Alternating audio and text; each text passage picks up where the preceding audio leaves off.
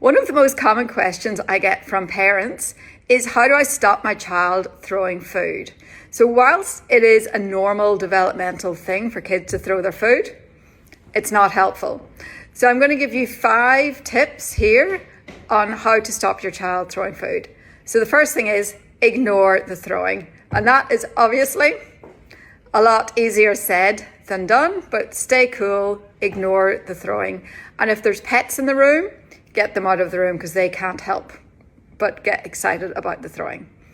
The second thing is teach no throwing. So you just keep reinforcing food stays on the table. Food stays on the table. So don't say, don't throw your food, just say the positive version of that: food stays on the table.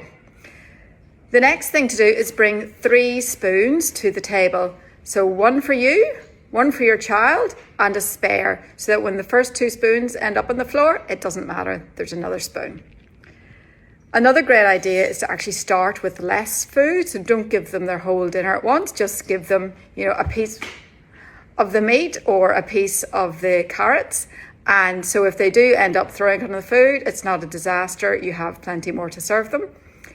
And the final tip is invest in a silicone placemat. So that's a placemat made of silicone that has the bowl shape cut into it, and it sticks